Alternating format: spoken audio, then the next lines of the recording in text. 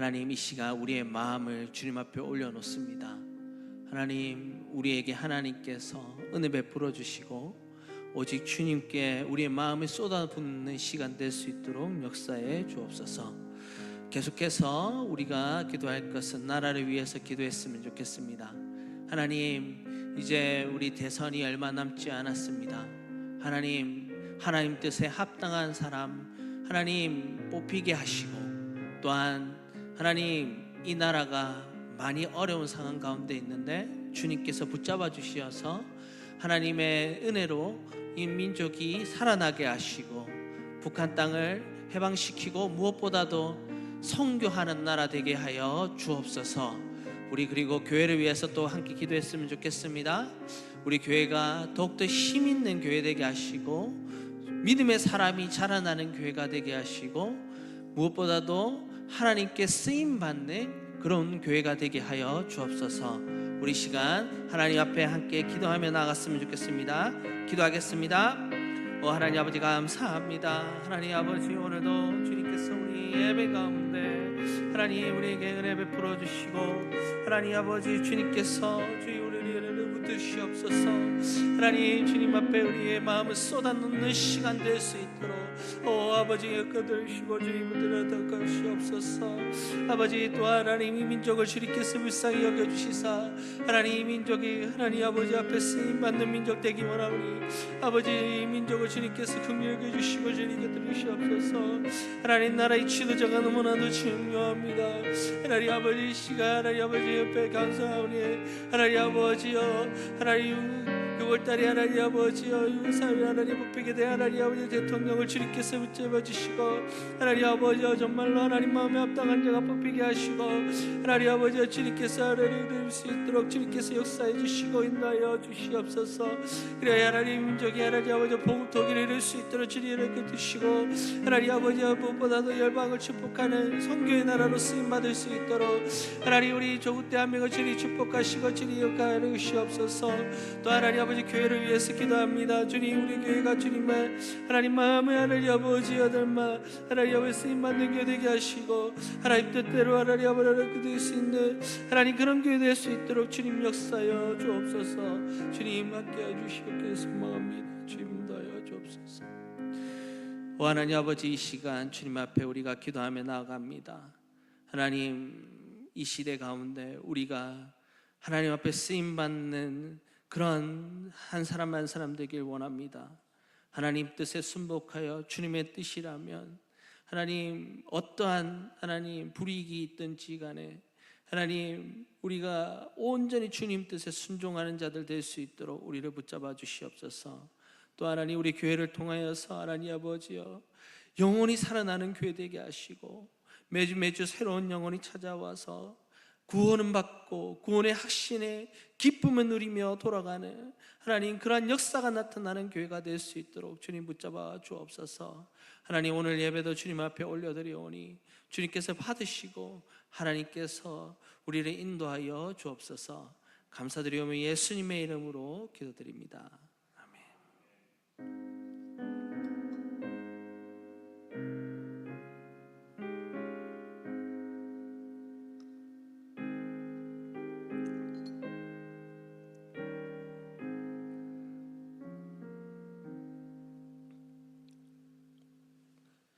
오늘 하나님께서 주신 말씀은 시편 51편 16절에서 17절까지 말씀입니다.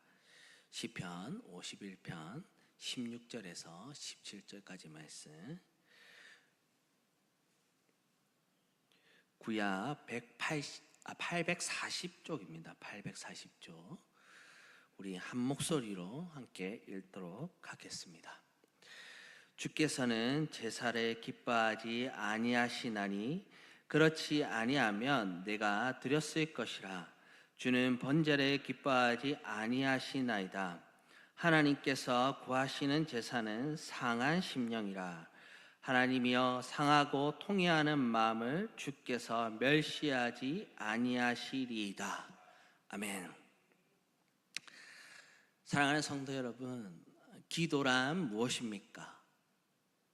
기도는 하나님께 간구하는 것입니다. 기도는 단지 말하는 행위가 아니라 하나님과의 깊은 관계 속으로 들어가는 통로입니다. 기도는 우리의 영혼이 하나님을 향해 손을 뻗는 행위라고 할 수 있습니다. 기도에 대해 수많은 사람들이 말해왔지만 그 중에서도 기도로 삶을 살았던 인물들의 고백은 우리에게 더 깊은 울림을 줍니다. 종교개혁자 마틴 루터는 이렇게 말했습니다. 나는 오늘 해야 할 일이 너무 많기 때문에 3시간은 기도하지 않으면 안 된다. 이 말은 기도가 우리의 일상에서 뒷전으로 밀리는 것이 아니라 오히려 바쁜 일상을 감당하게 하는 능력의 근원임을 보여줍니다. 기도는 시간을 빼앗는 것이 아니라 오히려 시간을 초월하게 해줍니다. 그리고 고아들을 위해 기도하며 평생 5만 번 이상 기도 응답 받았다고 고백한 조지 밀러는 이렇게 말했습니다. 나는 한 번도 고아들을 위해 돈을 부탁한 적이 없다. 모든 필요는 오직 기도를 통해 하나님께만 아뢰었고 하나님은 단 한 번도 실망시키시지 않으셨다. 그의 삶은 기도는 이론이 아니라 실제다라는 사실을 생생하게 증명하고 있습니다. 또한 바운츠는 기도에 대해 깊은 연구를 하고 실천한 인물로 그해져서 기도의 힘에서 이렇게 말합니다. 하나님은 위대한 일들을 이루기 위해 위대한 기도의 사람들을 찾으신다. 하나님은 기도하는 사람을 통해 일하신다. 그렇게 말했습니다. 또한 교회는 기도 없이 살아날 수 없다. 기도는 교회의 힘이다. 기도는 교회를 움직이고 교회는 세상을 움직인다. 그렇게 말하였습니다. 이처럼 하나님의 사람들은 모두 기도의 자리에서 시작하였습니다. 그들은 말로만 기도를 강조하지 않았고 삶으로, 행동으로, 그리고 무릎으로 기도를 증명했습니다. 결국 기도는 해도 되고 안 해도 되고의 문제가 아닙니다. 기도는 성도라면 반드시 필수적으로 해야 하는 일임을 분명합니다. 그러면 하나님께서 우리의 기도를 통해 어떤 일을 행하실까요? 이 기도를 통해 하나님께서 우리에게 어떤 것들을 주시기를 원하시며 어떤 일들을 하시기를 원하실까요? 먼저 야고보서 4장 2절 하반절 말씀을 보면 너희가 얻지 못함은 구하지 아니하기 때문이요 그렇게 말씀하고 있습니다. 이 말씀은 우리가 무엇인가를 얻기 위해서는 구해야 한다라는 것을 가르쳐 주고 있습니다. 더욱이 예수님께서 가르쳐 주신 기도에 따르면 오늘 우리에게 일용할 양식을 주시었고 그렇게 가르쳐 주셨습니다.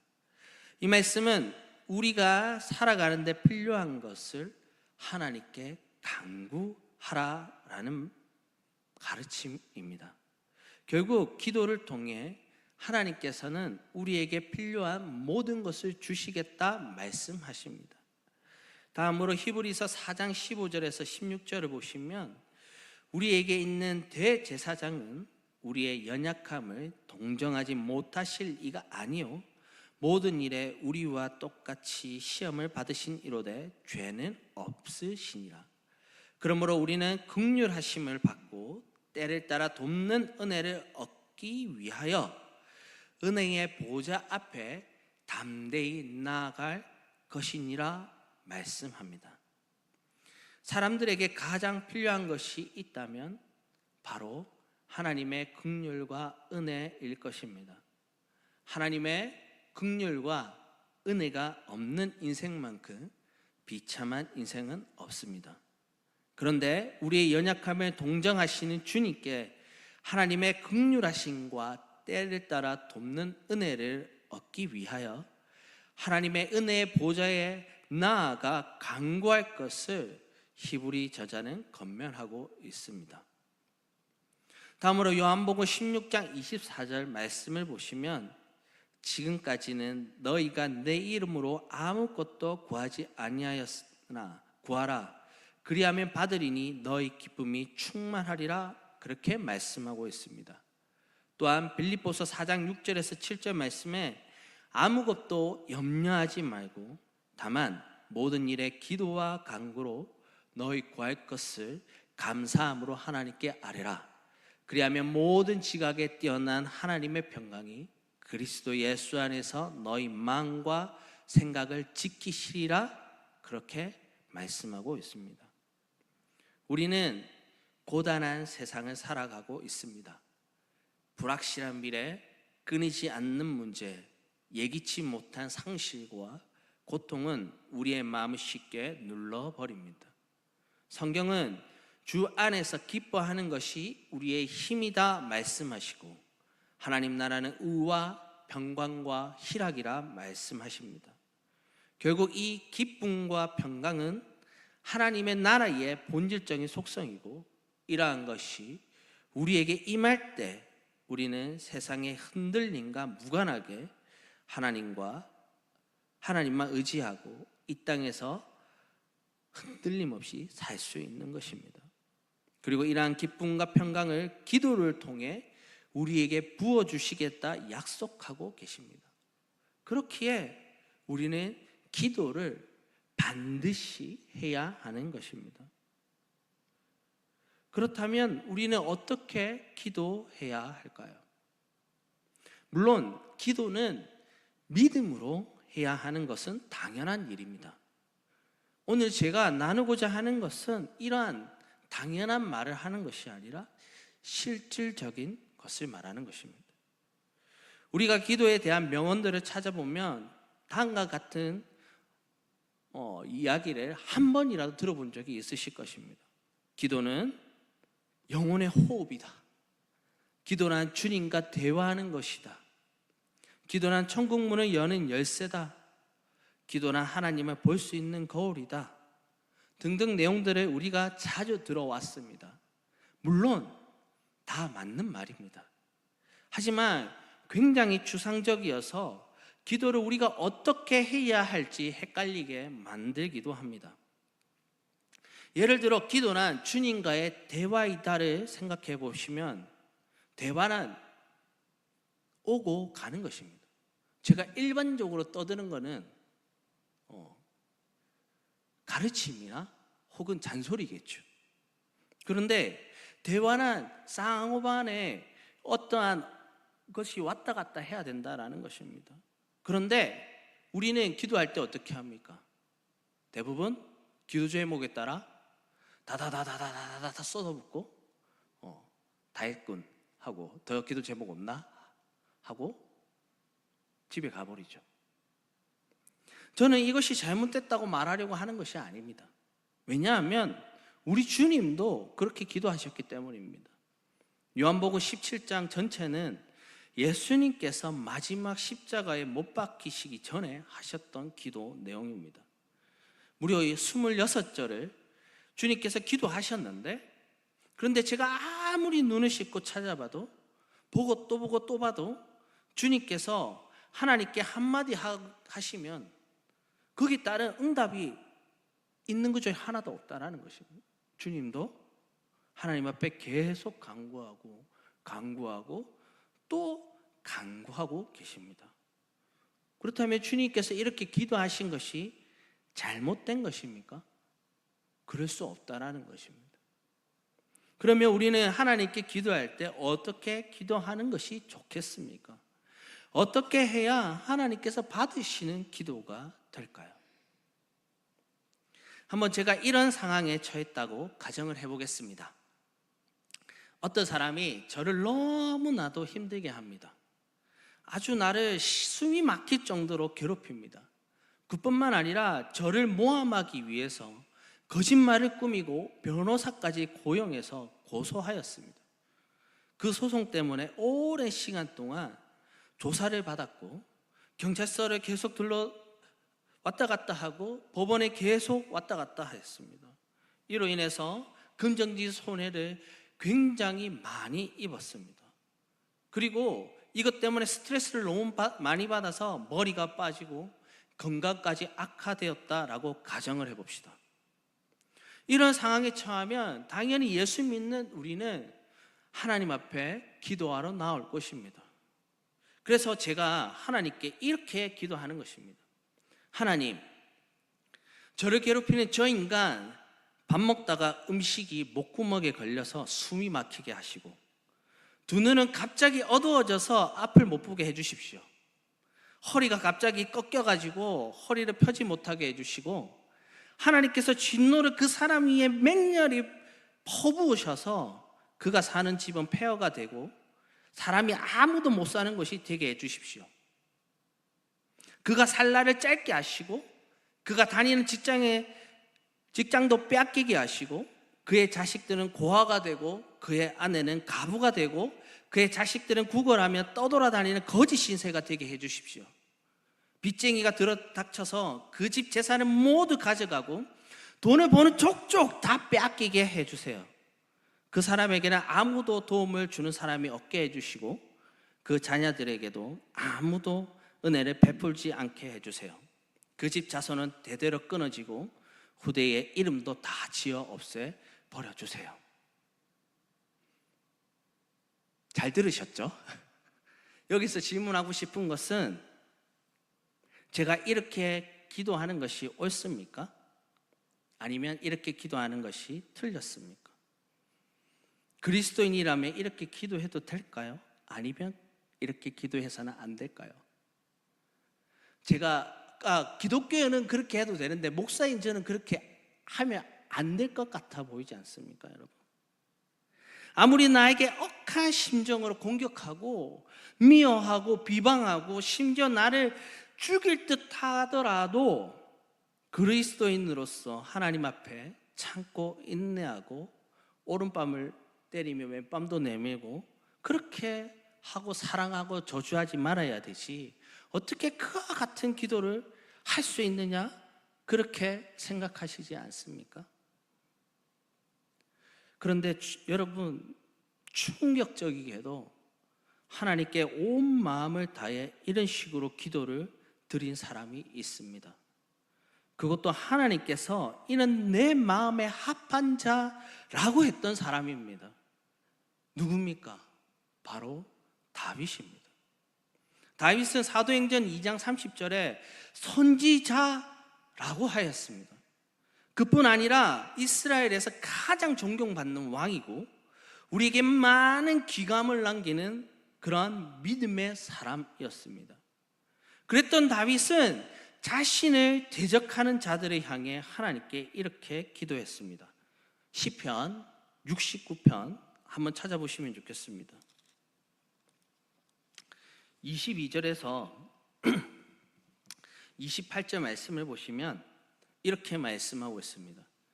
그들의 밥상이 얼무가 되게 하시며 그들의 평안이 덫이 되게 하시소서. 그들의 눈이 어두워 보지 못하게 하시며 그들의 허리가 항상 떨리게 하소서. 주의 분노를 그들의 위에 부으시며 주의 맹렬하신 노가 그들에게 미치게 하소서. 또 시편 109편 8절에서 13절 말씀을 보시면 또 이렇게 말씀하고 있습니다.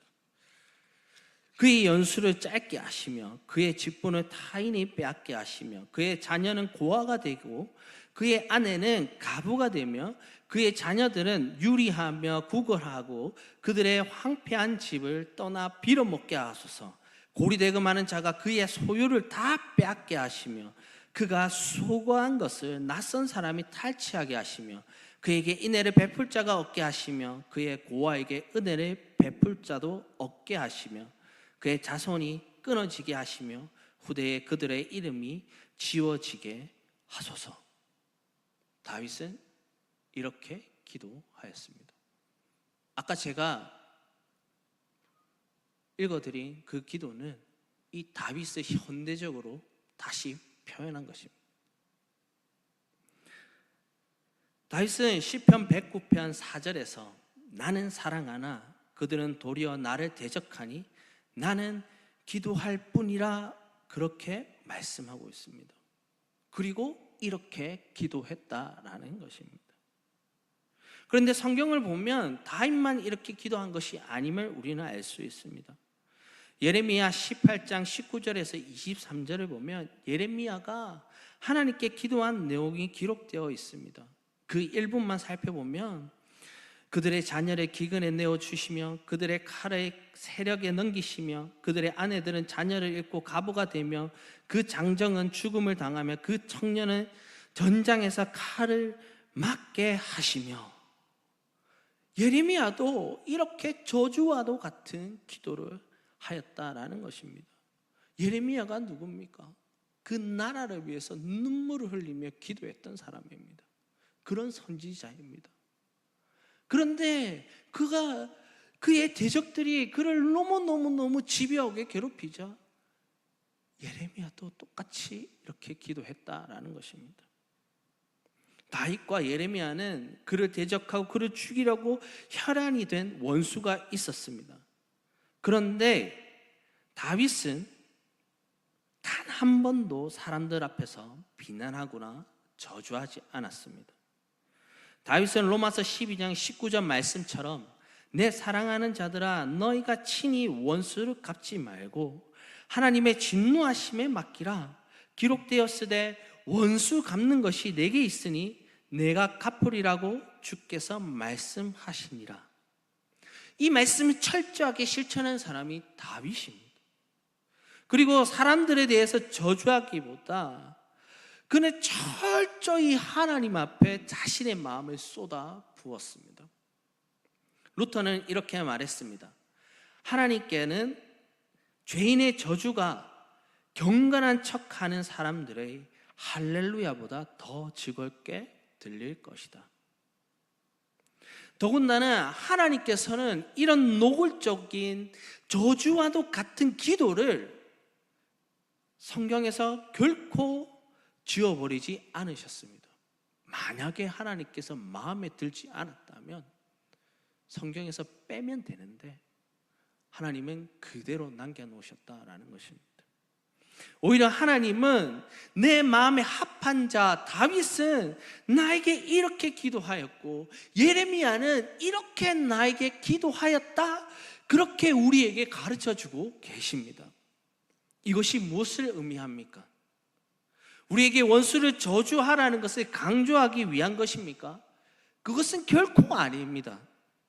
하나님께서 우리에게 이러한 기도문을 남겨놓으신 것은 우리가 하나님께 나아갈 때 어떤 가식이나 어떤 가면을 쓰고 하나님께 나아오는 것이 아니라 있는 모습 그대로 나아오길 원하신다는 것을 알려주기 위해서입니다.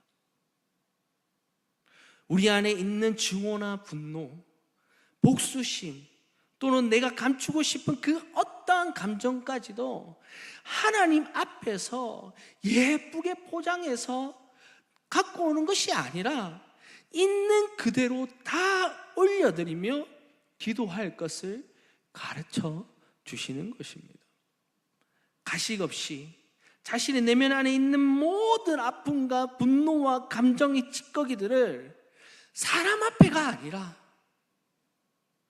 하나님 앞에 다 토해내며 기도하기를 원하시는 것이 하나님의 마음이다라는 것입니다. 왜냐하면 하나님께서는 우리가 하나님과 친밀한 관계로 나가길 원하시기 때문입니다. 만약에 저희 딸이 저에게 찾아왔습니다. 그리고 갑자기 무릎 탁 꿇고 아버님, 오늘 옥체가 강령하셨는지요?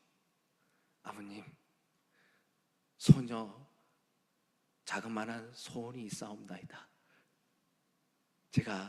제 친구들이 티니핑 찬양감을 가지고 있는데 소녀도 너무너무 가지고 싶습니다. 이렇게 얘기했다고 생각을 해봅시다. 여러분 어떤 생각이 드십니까? 얘가 왜 이러지? 아빠한테 그냥 아빠 나 너무 갖고 싶어 이렇게 한마디 하면 될 텐데 왜 이렇게 가식을 뜰까? 물론 귀여워 보일 수는 있겠지만 뭔가 좀 이상하지 않습니까? 또 한 번 더 가정을 해봅시다. 2명의 친구가 있다라고 생각을 해봅시다. 두 명 다 굉장히 친하게 지냅니다. 그런데 한 명은 저에게 자기가 어떤 일을 경험했고, 그리고 자기가 그때 얼마나 열받았고 자기 있는 비밀까지도 다 저에게 얘기한다라고 생각을 해봅시다. 그런데 다른 한 친구는 같이 잘 지내고 잘 웃고 밥도 잘 먹고 같이 하는데 자기의 있는 마음을 하나도 얘기 안 하는 것입니다. 누가 진짜 친한 사람입니까? 친한 친구입니까? 당연히 다 털어놓는 자입니다. 또 사춘기를 준 부모님이 왜 힘듭니까? 사춘기 자녀들의 특징 중 하나가 집에 오면 그냥 문을 빵 닫고 들어간다는 것입니다. 왜 저러는지 말이라도 하면 좋은데 대화 자체를 하지 않습니다. 월터 브루그만이라는 신학자는 이렇게 말합니다. 시편 기자들은 그 같은 분노를 하나님의 임재 안으로 가져왔을 뿐만 아니라 하나님께 바쳤고 하나님 앞에서 포기했다. 다윗의 저주의 시편들을 통해 하나님께서 우리에게 말씀하시는 것은 언제든 솔직하게 하나님 앞에 나와올 수 있었던 하나님을 향한 다윗의 그 친밀함에 대해 말씀하고 계시는 것입니다. 다윗은 시편 51편 17절에서 다음과 같이 고백합니다. 하나님께서 구하시는 제사는 상한 심령이라. 하나님이여 상하고 통회하는 마음을 주께서 멸시하지 아니하시리이다. 하나님은 꾸며지고 이쁘게 포장된 내 모습이 아니라 비록 못나 보이더라도 있는 모습 그대로 솔직하게 다 쏟아붓는 토로하는 우리의 기도를 기쁘게 받으십니다. 사랑하는 성도 여러분, 혹시 우리 마음을 괴롭히고 힘들게 하는 것이 있습니까? 그 마음 그대로 하나님 앞에 쏟아 놓으시기 바랍니다. 하나님은 결코 그 마음을 멸시하지 않으실 것입니다. 오히려 우리를 불쌍히 여기시고 우리의 기도를 땅에 떨어뜨리시는 것이 아니라 우리를 품어주실 것입니다. 그리고 우리의 눈물을 닦아주시며 하나님의 뜻대로 그 모든 것을 갚아주실 것입니다. 오늘 우리가 이렇게 기도하는 자 되었으면 좋겠습니다. 주님 앞에 우리의 모든 마음을 다 토로하며 기도하는 그런 다윗과 같은 믿음의 사람 되길 주님의 이름으로 축원합니다. 기도하겠습니다.